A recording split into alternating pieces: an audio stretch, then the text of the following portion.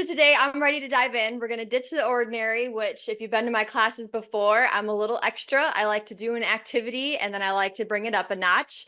And in the past 6 months, I've really played around with open houses. And now I'm kind of strategically doing creative open houses instead of just hosting an ordinary open house, which both are great. So I'll dive into that.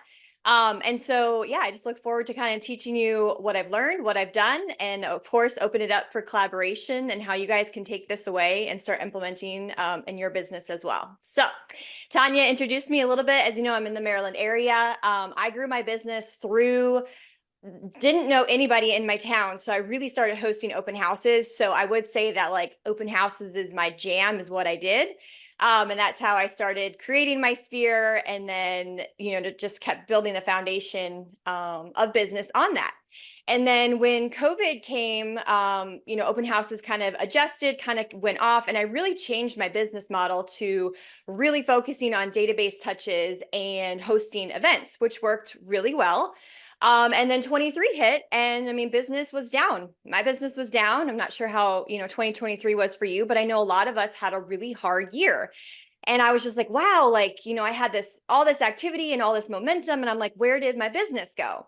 So it always falls back on your activity, right? So I had to increase my activity. And what I did was I decided to look back from when I started to current, and I was like, what is that lead of that business? Like, where did that business come from? This coach recommended I do this for my business, and I recommend you do this as well.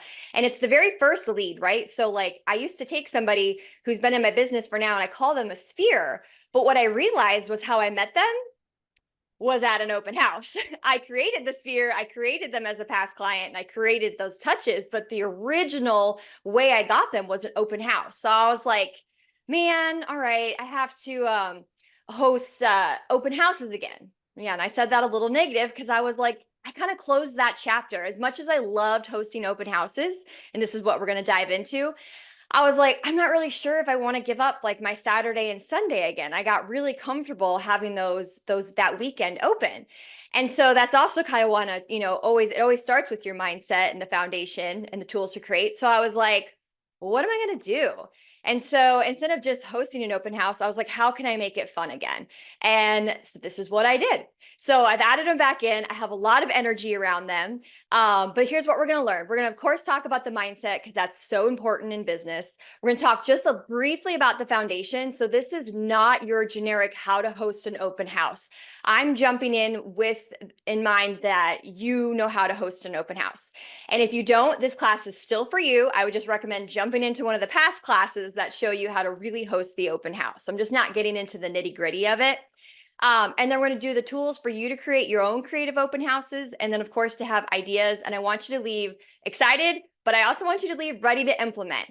Us agents can always get stuck in the learning and not doing. And so I hope that you don't just learn. I hope that you're ready to go do. So actually, I can't see the chat, but maybe Tanya, you can let me know what people chat. So open houses don't work. I first want to hear if you guys can put a Y for yes and N for no.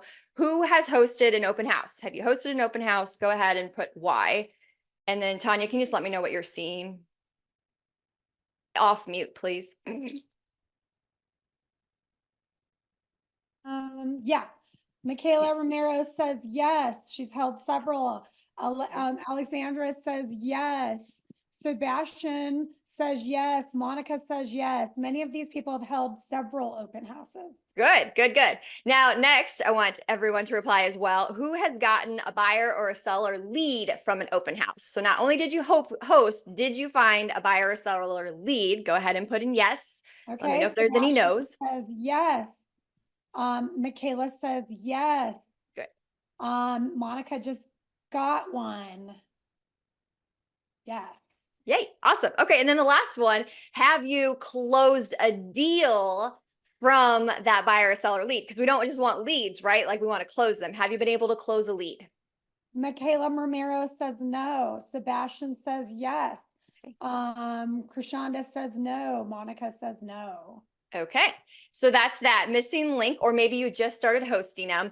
But a lot of times when you get leads from open house, it can take anywhere from that, 30 to 90 days to even 6 months to actually close them.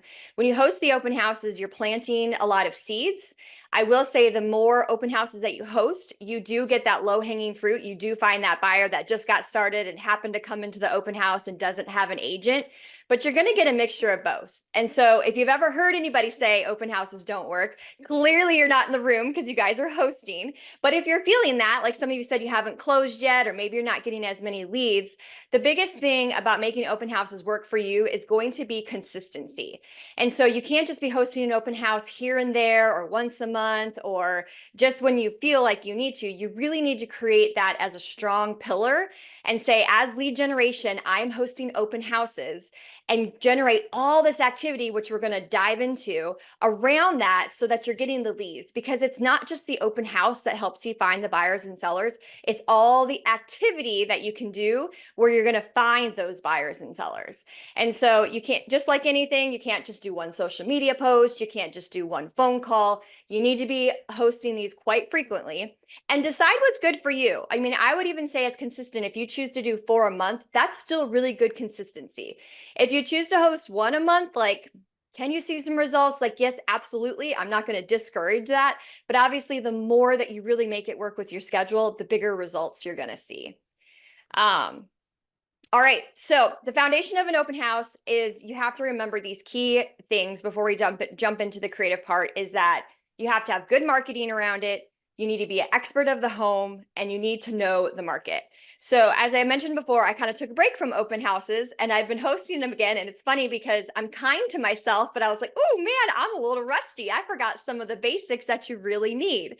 So first and foremost is you have to have time to market your open house, because you want time to do all that activity. Especially when you're doing a creative open house, you really need to be thinking about 2 weeks ahead of time, if not more, just so that you can prepare and do things the correct way. But your marketing, such as, putting up that rider, getting up your directionals all around and putting it on social media and into the MLS, are so important because you want as many eyes as possible to see the property. And again, this is just the foundation, not the creative piece of this. You need to be an expert of the home. I was specifically reminded of this past weekend, is people don't look at the sign. I was hosting on behalf of another agent. They do not look to see who matches. Does the person on the sign match who's in the house? They do not. They assume that you're the listing agent. So if you are not, you need to know that house in and out without being able to look at a flyer. So just knowing all the basics of the house, knowing the updates, knowing the utilities is huge. I didn't realize, I didn't understood how the heat ran, and they were asking me questions, and luckily my husband was there, and I was like, oh, this is a reminder, like, know the property because you are the expert and you're kind of like the in-person flyer for them. Know the ages of the big ticket items, know the lot lines, know the HOA or not HOA, and like what's close lifestyle. So no matter what open house you're hosting, you must be an expert of the home. And then the last one is really knowing the market. As we know, buyers and neighbors, they have a lot of information in front of them, whether it's correct or not. We have Zillow, they know what their neighbor's doing. So you also need to know what is going on. So even though if it's not your property, do a CMA one for practice, right? CMAs are so great to do. See if it matches with what the listing agent said. Know what recently sold, know what's coming soon, know what's similar to that house, but maybe nearby or downtown. By knowing all of this, I'll be honest, we got really lucky. And I say we because my husband was hosting with me, and then we hosted with the lender. We happened to be hosting an open house previously downtown. And then we went and toured my downtown, Frederick. We went and toured just a bunch of homes just because I wanted to see what was going on. I wanted to get some footage. I just did it naturally, not on purpose. Don't do what I did. Do it on purpose. And I had all this information. And then we hosted a house that's close to downtown, but not quite downtown. And guess what? We got so many questions about what was closer to downtown. This was too far away. What's the price difference? And we were the experts because we had just said, oh, we actually just toured a house that, XYZ. So take the time, because I guarantee the buyers have. So if you're going to do this open house, know what's around, know what's available. And if you don't, like, you always have that opportunity for a great follow-up, but show your expertise now. Like, give a little bit, like say, hey, I just toured actually all these downtown properties. After I'm hosting this, I'll be able to send you what I found. It might be a better fit, right? So you don't have to give all your details out, but the fact that you know is going to be really huge. So that is just your basics of your foundation. Again, If you haven't hosted one, go to a foundation class. But I just wanted to start that out because we're going to take all these tools and then we're going to jump it into the creative open house. So as I was kind of my creative open houses started first, honestly, with just including my kids, because as I said, I needed new energy on a Saturday, and my daughter was excited, who's 10 years old, to host a lemonade stand. This was in the summer, and literally I just did it so that she was with me. I didn't have to worry about coverage. I thought she would have fun, and I thought we could donate the money to a local shelter. That's literally why I did it. I did not realize all the attention that I would get from it, the neighbors that would come from it, and all the extra marketing that I could get. So fast forward to a house that was stale, a listing of mine in December. We were 3 to 4 weeks, quarter four was slow. We're around the holidays. They didn't really want to do a price drop. And I was like, would you mind if I just host a hot cocoa bar? And my seller literally said, he's like, no offense. He was like, why is a hot cocoa bar going to sell my $525,000 house? And I laughed. I was like, I get it. And I'm with you. I was like, it's not the hot cocoa that's actually going to sell the house. I was like, it's my strategic marketing that's going to get attention. And what happened when I hosted this hot cocoa bar was I got 30 new database ads. I got 3 prospects for buyers and sellers. And because I was hosting that listing, like your goal is to sell the house, we ended up getting 2 offers on the property. So was it a success? Absolutely. And so why was it a success? Why was it a success? Was because I was extra. Like, what do you see in this colorful picture? I hope you see the big bird.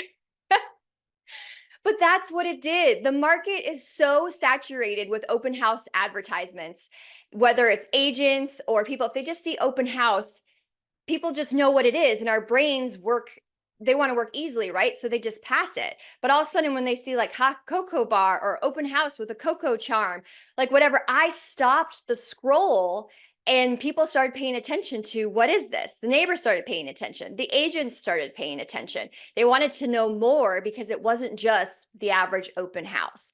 And so that's what I told them was the goal. I was like, if you give me this small activity, what I can actually do is really advertise that. And these are the ways that I chose to do. And this comes later too, but if you want to take a picture, you can. So here's what I did. I created an event on Facebook because those are free. When people go look to see what's going on for the weekend, it pops up. More eyeballs. My database saw that I did it. Agents saw that I did it. Like, I'm just getting that exposure.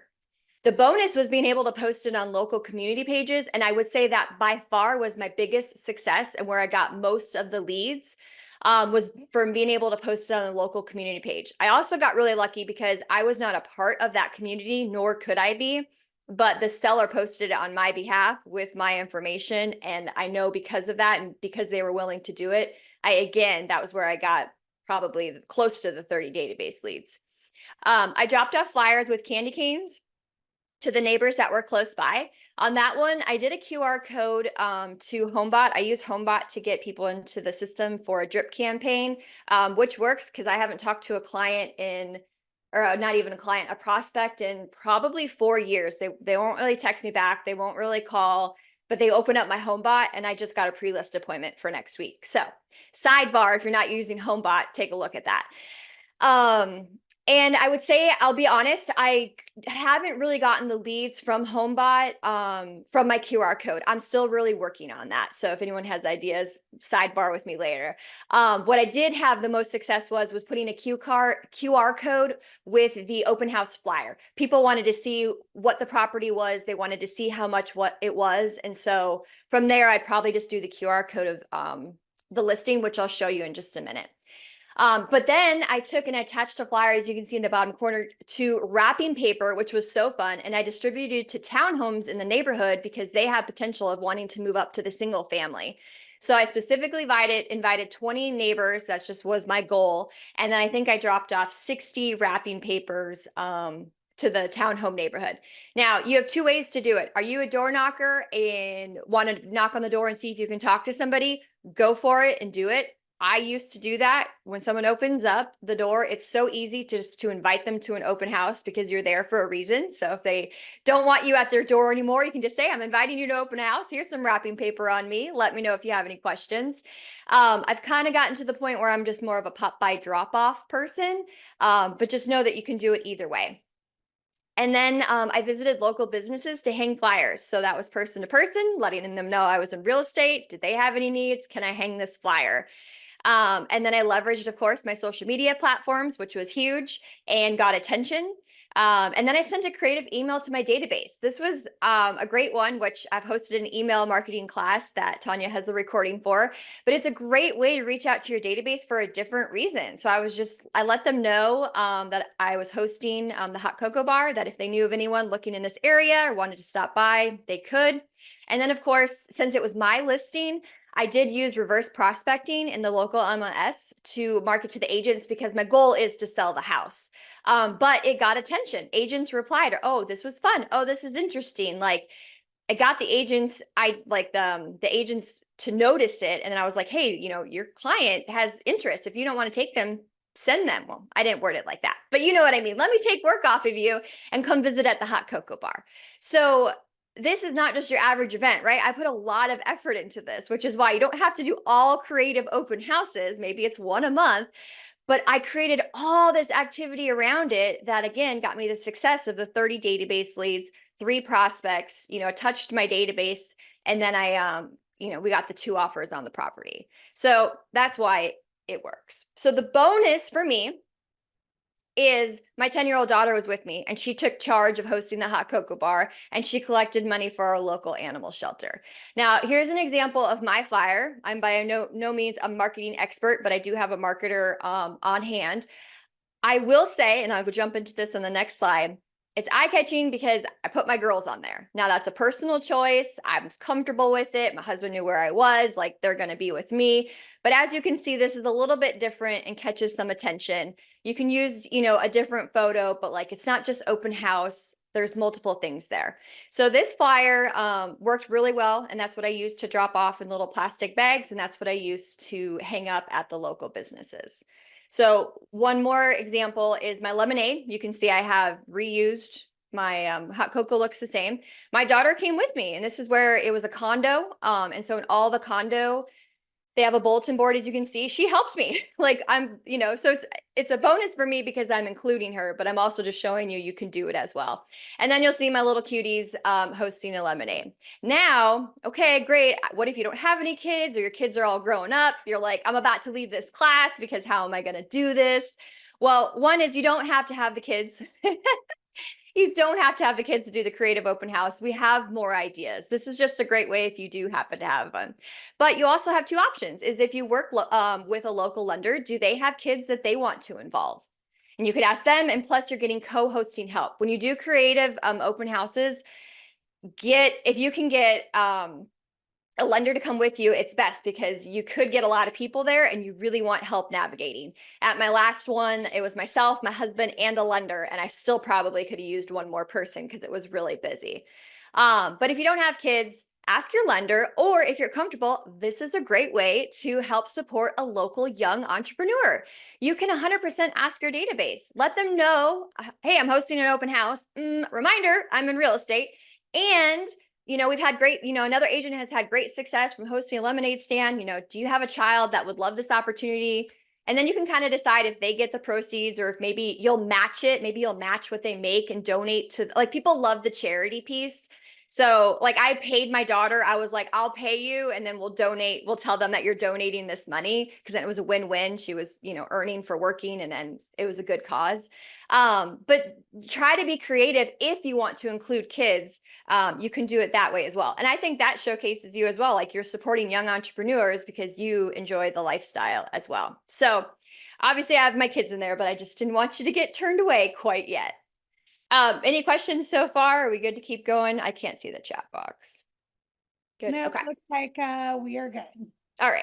So your foundation of your creative open house is you need to have a goal. Like you need to kind of think of the property. So whether it's your listing, you need to say, hey, is this a good opportunity where there's a lot of neighbors, there's a lot of townhomes, there's a cool HOA, there's cool community, or it's close to something, or it gets a lot of traffic, or purposely find that property.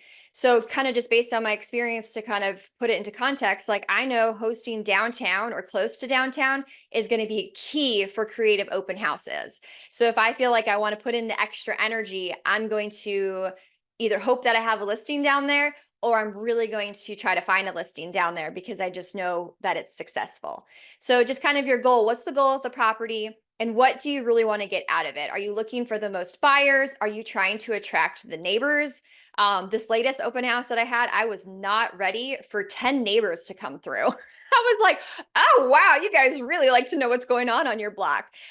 So now I'm just going to be prepared for that in future, like have a little neighbor, package or something for them, or I'm going to do that differently because I was like, wow, okay, I wasn't ready for you guys. So just kind of have your goal in mind, and then you're going to select the right property. Is this a property that I feel is going to get good attraction? Now, I've had a lemonade stand that busted, right? Like it was just a really hot day. A storm was coming in. We ended up cutting it out early. So just know that you can only do your best to try to select the property. But by doing all that activity, it's still a win. And kind of going back from the beginning when, I was like, how do you feel about open houses? I always said open house was a success if I could add somebody to my database. I wasn't always so focused on a buyer or a seller, which I know is what we want, but we also just have to remember like how many leads are you adding to your database is really a good goal. So kind of put those in mind. And then who's the target audience? So at that property, like, who do you think will be coming? Have you done a drive-by? Do you know if there's lots of kids in the neighborhood?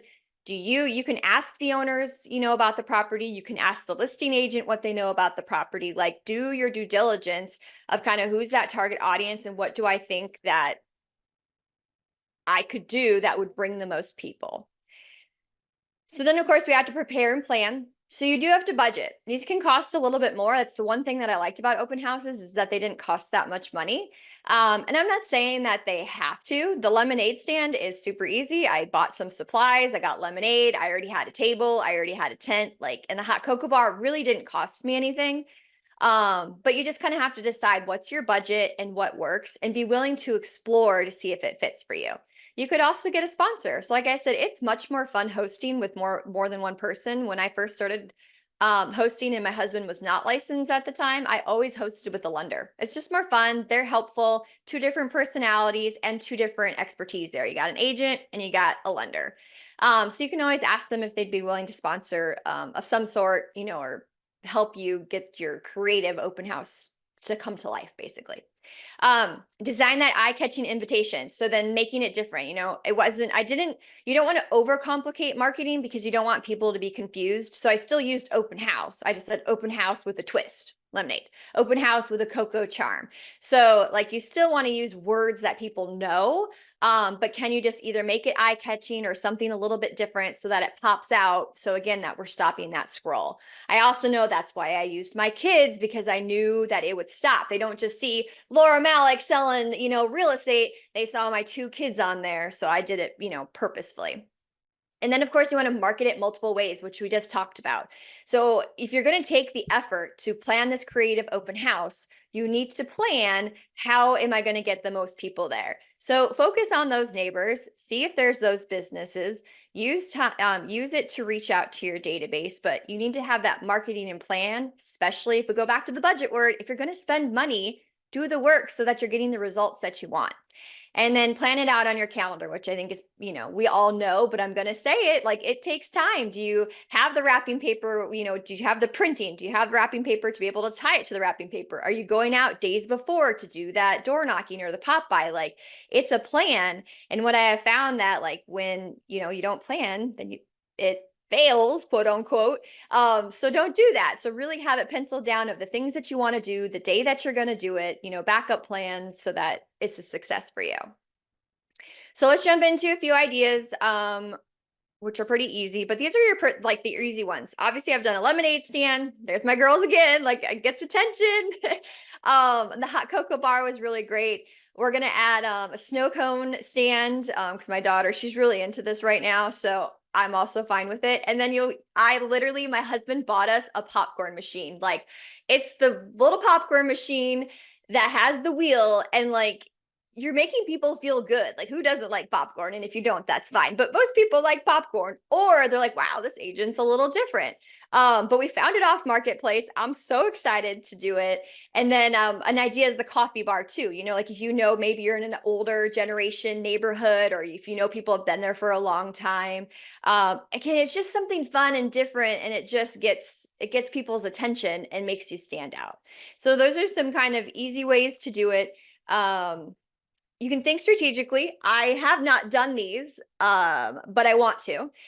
Is there a food truck, or paying attention to small local businesses in your area that just want the exposure? So I always say it never always has to come from you and you have to pay for everything. Like, you could work up to that, but finding people who are new in the business, need more exposure, or is a food truck willing to go there? Like, you could do the snow cones truck. Like, you don't have to necessarily pay for it, but who's not excited that that still gets attention? Wow, this open house has snow cones. My kids saw it.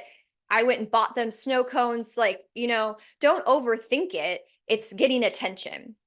You could do support some kind of local business if anything's close by, or having an expert available for questions. And I haven't done this one either, but if you wanted to, have some kind of, if there's a newer like designer that's available, or even if there's a stager, the lender is available. But like, is there somebody else that they like not only could come tour the open house, but ask this person for, questions? A financial advisor, like, just getting your wheels going, and mine. This is why I also like to teach classes, because I'm like, oh, how can I do it even better? But just kind of think, how can I be different? And I guarantee, like, this will start you'll start thinking of things, or tour some other open houses to see if anybody's doing anything, or pay attention to social media where others are sharing what they've done. Because I'm 90% sure I got the lemonade stand idea from another agent. I don't, it wasn't my original. Like, I never put the two and two together. Sure, you can host a lemonade stand. I never thought about doing it at open house. So start opening your eyes to what other people are doing, or what other businesses are doing, and say, can I do this for my open house? But this one is really cool. So those are like the food and beverage kind of ideas. You can also, what is going on? My friend likes to call it, what's the latest buzz? Like, what's buzzing? What are people buzzing about? What are people talking about? What holiday is it? And I wish that I would have thought this, but an agent had eclipse glasses. They had, I don't know if you've seen it, but they had like 100 or 200. They marketed crazy for it. They said, come tour the house, get glasses on me. Like, I was like, oh man, that was brilliant. So pay attention to what's coming up in the next couple weeks that's going to create some buzz that people want, and just like piggyback off of that. I saw someone did an egg hunt. They had hidden some eggs throughout the house. Like, you don't want to take away from the open house, but you are just making it fun and different. Or you could say there's an egg on your way out in the backyard. You do, if it's not your listing, of course, you need to get permission from the listing agent and from the client that, you can say like what you want to do, but make sure you focus on how it's going to benefit the seller. And that's that whole marketing and extra eyeballs. All this stuff that we're talking about benefits you, but you're also benefiting the house. Just as I talked about with the hot cocoa bar, and my seller's like, how's this going to sell my house? And then it was funny because after I got 2 offers, I said, well, Bob, looks like my hot cocoa bar did sell your house. And we had a good laugh about it. Cinco de Mayo is coming up, people. Who wants to host on the 3rd, the 4th, the 5th?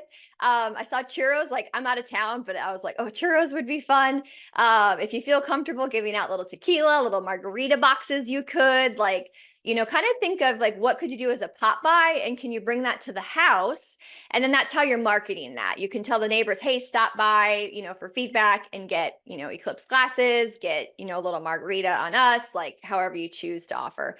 And then just another one coming up that I just kind of thought about quickly is like, the next holidays, 4th of July. I mean, I guess you have Memorial Day, but, like little sparklers, like just doing just a little something. If it's buzzworthy, or even if like it's close to a local business, doing a gift card from the local new business, like just think what's new and exciting is what people want and what people are paying attention to, which kind of leads into the same thing, but then basically it's a reverse pop by. So what I call a reverse pop by is when someone's coming to my house, my open house, for the gift.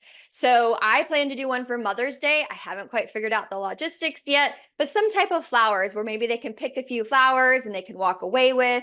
But that way I can market it to the neighbors, like stop by, grab flowers for yourself, for your mom, for a mom you know. Anybody that comes by can walk away with little flowers, and I can do my whole hot cocoa bar marketing for that. You can do a nice gift card giveaway. Again, like if they can see it and they know it and it's like, and it's desirable, because you kind of have to think about like what makes you sign up for a gift card. I was at like a local event and they're all trying to get my information, which I understood and respected and I knew, but I didn't give the information to something that I didn't want to win. So try to make it, generic and exciting that they would want it. And then, or do you want to up the ante, I guess. And like, do you want to do something special just for the neighbors? So you can invite them and say, hey, if you stop by and come tour the open house and give feedback, I'll enter you in for and insert what that is. And so like, I am creative. So I was just trying to give an idea, but like maybe cut the yard on you. Like that's what they could win. Like who doesn't want a day off mowing? Or, something like that, something that they could look forward to and incentivize them to, hey, come stop by, give feedback because I want your information and you can win something on me. So those are kind of the ways that you could do the creative hosting open house, whether it's food and beverage or kind of just, taking that buzz and excitement, or even just doing the reverse pop by, which can be on the smaller side and, cost worthy. Like the flowers is going to be a little bit more expensive, but that's just something that I want to invest. But I even did last week, I just happened to have it at my open house. A package of seeds of flowers and I put my business card with them. Because again, it was just like a little touch, a little added something that they could walk away with. My goal is to get their information and feedback, but I saw people were excited about my little flowers. So we'll see. All right. So then how we're going to market it, which we kind of talked about, but you need your pillars, you need your social media, you need your email, and you need your person to person, because this is where the business comes from. If you choose just to put a sign up in the yard and show up at an open house, you're not going to get that as much out of it. Could you get lucky? Absolutely. But it's the activity here that's going to help you get the business that you're looking for. So on your social media, put up that event. It's free. We talked about that. Put it on your personal page because you're reminding people that you're hosting. If you choose to have a business page, put it there, like put it everywhere. And also like this one's different, right? So if you are hosting open houses at a high level, you can choose how you want to market it. But that's why you want to do this creative one, because it's going to stop people like, oh, Laura's not just hosting an open house. Wait, what is she doing? What are her girls doing? Oh, that's so cute. Again, mission accomplished because I stopped the scroll. And then the community pages is really huge. So again, if you can, that's where like Can I kind of pause that, you really quick and ask a question before you yeah, go on about the event? So yes. when you say you post your event, are you creating a Facebook event? Are you creating an Eventbrite event? How are you posting the event? Thank you for that. I'm just putting it in Facebook. So it's the free event, it's in Facebook. And then when people like open up their Facebook to look to see like what's going on and they're in that area, they'll naturally see it, even if I'm not friends with them. So if you did an event in Bright Link, I mean, I just haven't played around with that, but that's specifically like asking someone to sign up or use that platform. But that's why I choose to do Facebook, because it's public. So anybody could see it. They don't have to be friends with me. Thank you. Yeah. And then the community pages is huge. So again, if you if you're not in the community page of that neighborhood, ask the seller to do it and give them verbiage and make it easy on them. And then what other community pages can you post in? Of course, you just have to be careful with the rules of the page, or ask the admin. And then this is why too, like you just want to make sure that you're not over bombarding pages and stuff. So that's why it's fun if you're only hosting one a month. Feel free to post on those pages as long as you're collaborating. Don't just post. I just lost my train of thought. On the Facebook pages, social media, well, the thought will come back. I do have a question Um, about that. So going back to like the event, when you do create an event in Facebook, yeah. are there any hacks that you do? Like, do you tag the neighborhood? Do you hashtag the neighborhood? Like, what is it about your Facebook event that like pops? It's different than I don't think necessarily anything that I do pops. I just put it in the events of Facebook because again, I just know that anybody can see that event. So it's just a public event. I have the picture, I have the verbiage of like the open house with the chip twist or with the cocoa charm. And then it's just the description. And then they have like the I use KV Core. So I have the squeeze page of the link for the full details. I post a few pictures. That's all. I haven't tried to take it up a notch. It's just been successful from there. I haven't played around with hashtags, but I don't know if you'll be able to, if since it's like on my personal, I don't know if I'd be able to follow any analytics to see where it was driving traffic. So I'm not sure. Does that answer the question? Does anybody want to speak up on whoever was asking? No. Okay. More questions on social media. So the goal of social media is to look different and then to post to remind everybody. And then that community page was my biggest success from it. Questions there? And then, so you basically just create the image that's similar to your flyer. Oh yeah. So I'm a firm believer in keeping marketing very, very, very consistent so that if the person, like if the neighbor happened to like to get my pop by and then happened to also see it in Facebook or saw it on the community page, it works best when the marketing is the same. So I never change it up. Same marketing. That's a really good question. And it just works. You may think that like if you have a creative soul or you're like, oh, this is boring, or it's not like it, that's just what works for the brain when they see the same thing over and over again. And it also be like, oh, I should go to this maybe. So no, consistent branding. And I also want to make it easy on myself. I'm also very purposeful. I'm like, how can I do something with the least amount of time, but with the most purpose and power? So a lot of people are going to think here, like, how do I do that? And how do I resize all my branding? Can you just real quickly just tell people how they do it in Canva? Like if you create something that you Yeah. So I mean Canva is very easy. It's so easy. So I have like the flyer, you pick the flyer, and then I have everything's done. So that's what I start with first because my flyer is the most important because that's what's going out to the neighborhoods.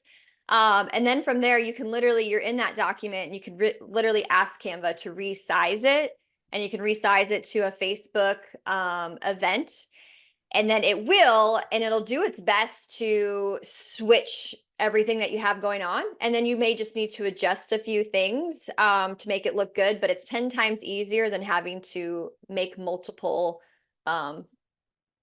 make multiple images, I guess you could say.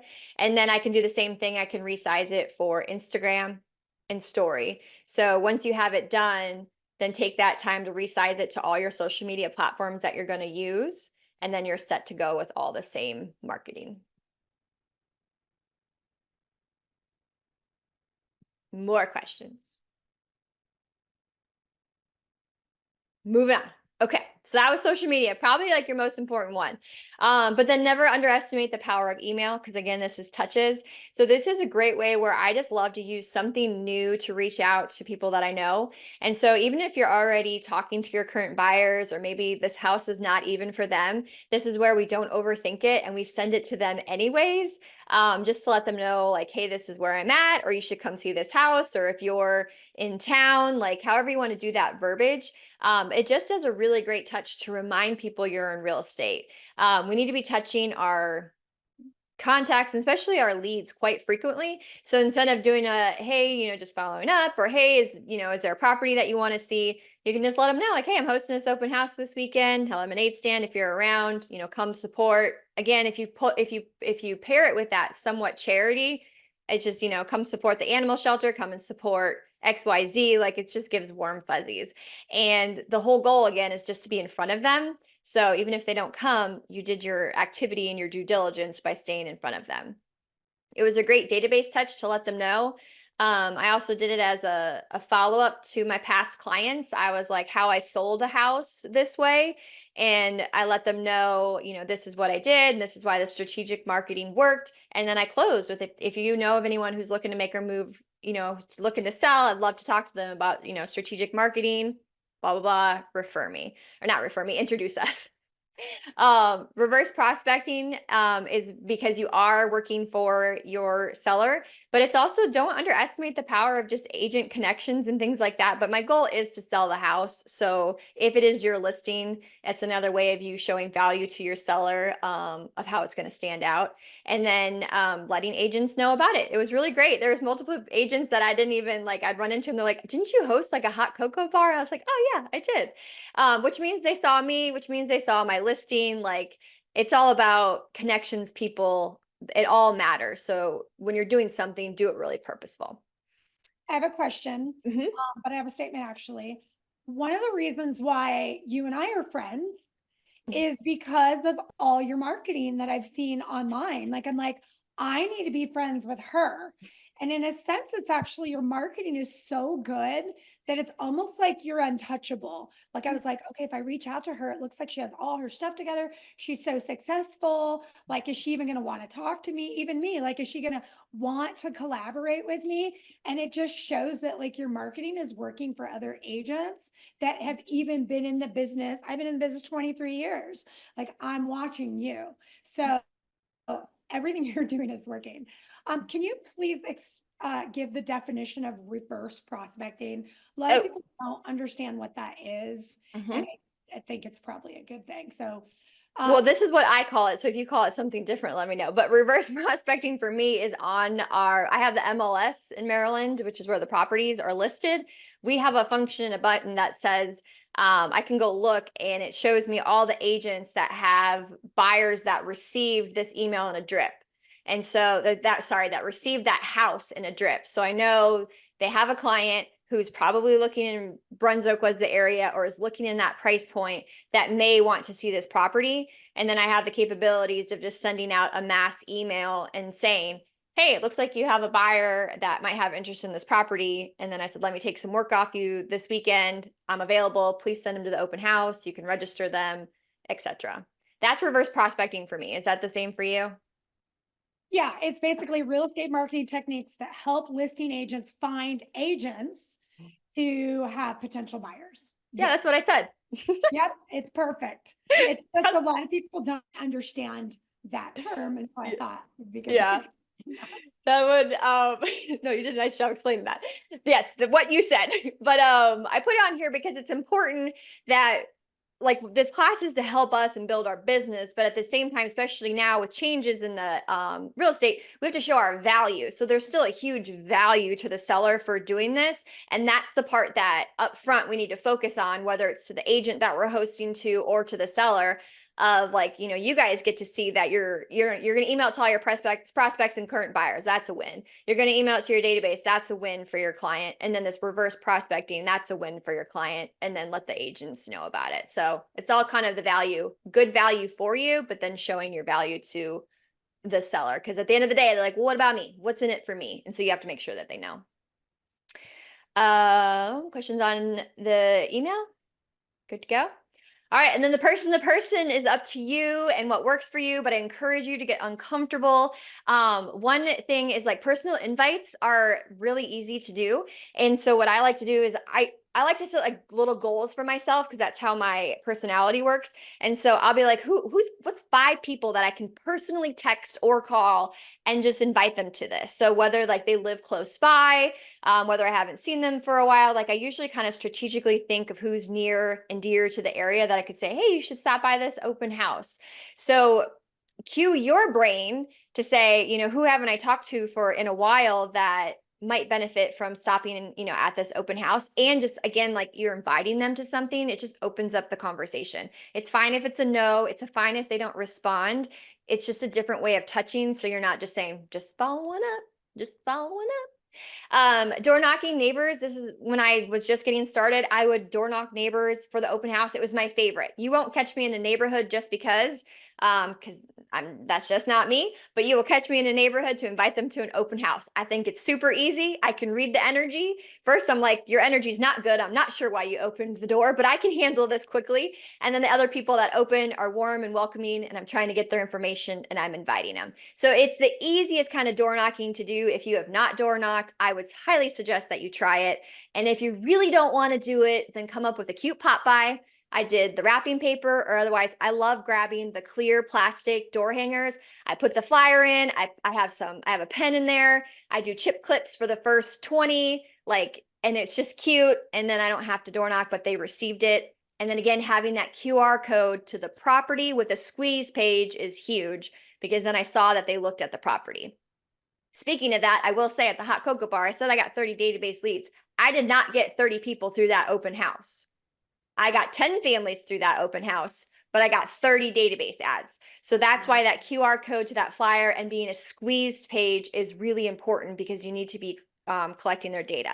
And before Tanya says anything, a squeezed page is I actually was going to say, can you tell us about that and show us what that is? So I use my CRM is KV Core. You can check your CRM, but basically I can make a site that is going to bring people to the property of the house. And then I have settings where I can say they can click on it once without being registered, or they can click on it twice without being registered. I allow 0, because I'm like, if you want to know about this house, you're giving me your information. So I do 0, and I'm like, you're giving me information because they're nosy. And then when they open up the property, they somehow say, okay, whether it's like Facebook, Google, it happens to us all the time. And then I get their information and put it into my KV Core. Okay, so a question for you.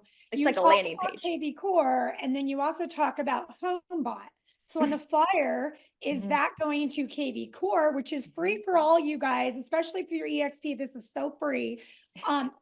Or do you send it to HomeBot? That's where even I'm confused. I just do the flyer. I have to play around with it. The flyer got the most success. They wanted to know about the house. They wanted the details. That's where I got the database ads.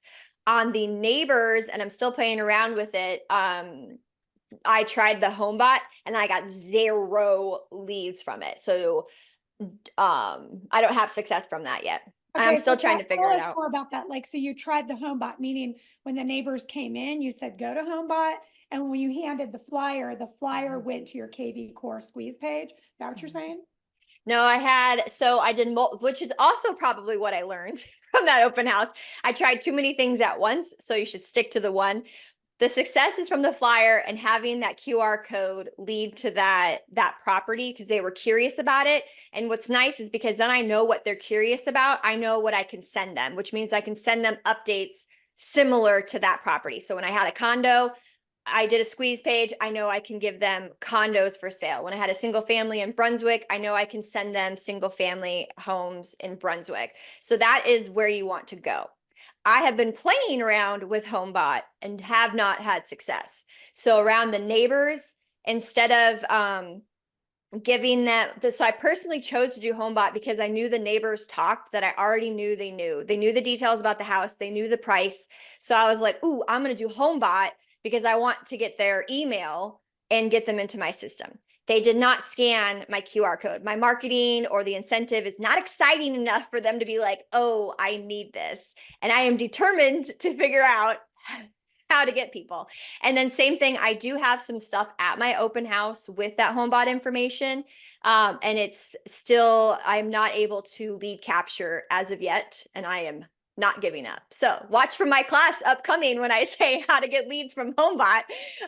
But it's up and coming. So I would just play around with that. I don't have answers on the HomeBot. I would do QR code for the property.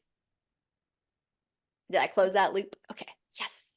All right. And so I think the person to person's good. Oh, the flyers to the local business. So anywhere, there's bulletin boards that you can put up, or you just ask. We had businesses that said no, and we had businesses that said, yeah, put it right up there on the front part of the door. And I was like, sweet, thank you. So it's just another way to, get it advertised out there and to get people from the leads. I will say, what time is it? 11:50. Okay, this is a pro tip. Can I give a pro tip really quick? This is what I learned.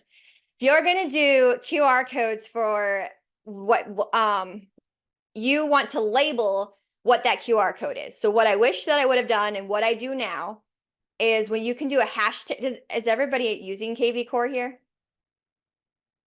Maybe. Okay. Well, I'm just going to speak in terms and you'll have to figure out if your CRM does it. But basically, when you create that squeeze page, you can also create a hashtag so you know where that lead came from. And I wish I would have created a squeeze page that I knew came from my flyers.